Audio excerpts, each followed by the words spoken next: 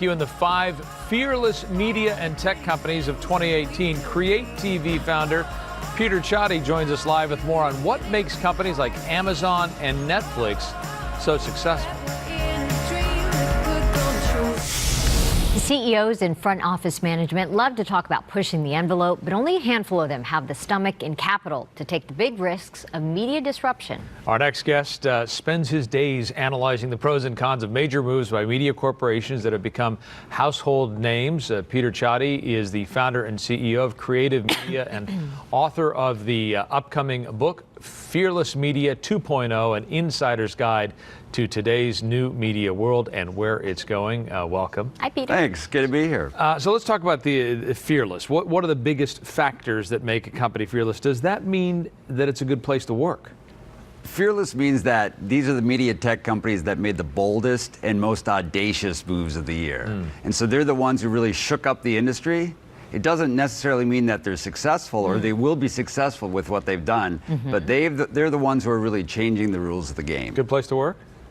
Could be. Definitely an interesting place to work because they're pushing the envelope. But some of the ones that we'll be talking about, I'm sure that they're a little bit crazy right now. Okay. So let's look, Peter, at your Fearless 5 of 2018 in order of their audacity, starting with number 5, the Madison Square Garden Company. Yeah, probably one that you wouldn't really think about, but MSG, they're the ones who have obviously Madison Square Garden, a couple sports teams, but now they're launching a massive dome project in Vegas and in London that seats 15 to 20,000 people, and it's a sphere. It's actually a sphere, and it's covered from top to bottom with LED lighting, and so you can imagine it's complete immersive entertainment. Oh, interesting. All right.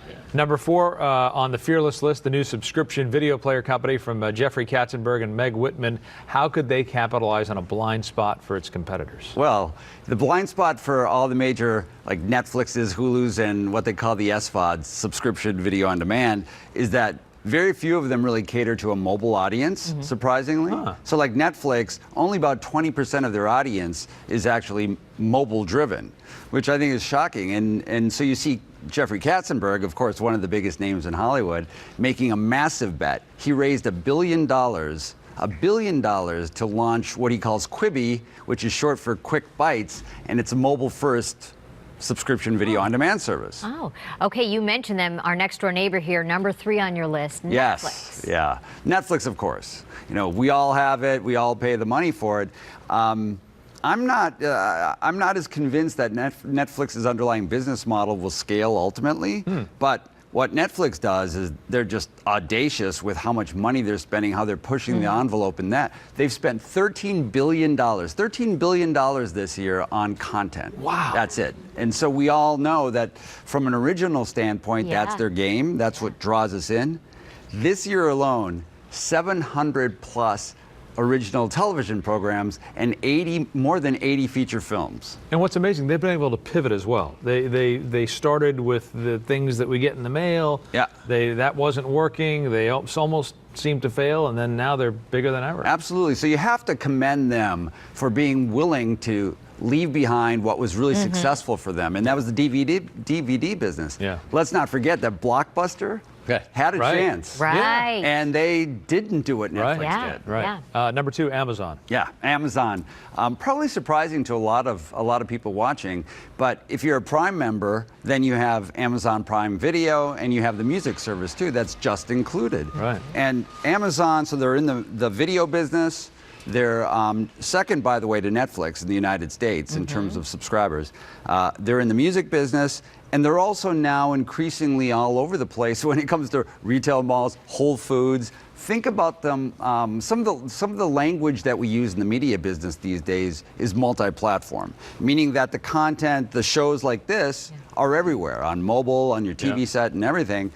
I think that Amazon is the single most multi-platform media company in the world. Right. But it's not your number 1. No. Number 1 on the list for Fearless of 2018. Yes. MoviePass. MoviePass. So a much smaller company.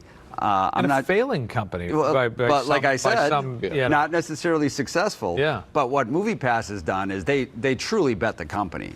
You know, the company that came in and bought MoviePass completely bet the company, and so far from an economic standpoint, it's not working well for them. Right. But what they did is they defined a completely new way to go out, see the movies, and really shaking up the movie theater business. And so I would say that no company like MoviePass, more than MoviePass, really lit a fire or scared the media and entertainment business. And I believe that movie subscription services are here to stay, and it wouldn't surprise me if Amazon's going to ultimately include one of those to get you into Prime. Yeah. Right. Interesting. All right. Peter Csathy is the founder and CEO of Creative Media and author of the upcoming book, Fearless Media 2.0. For more information, follow him on Twitter and Facebook. Thanks, Peter. Thanks. Good to be here.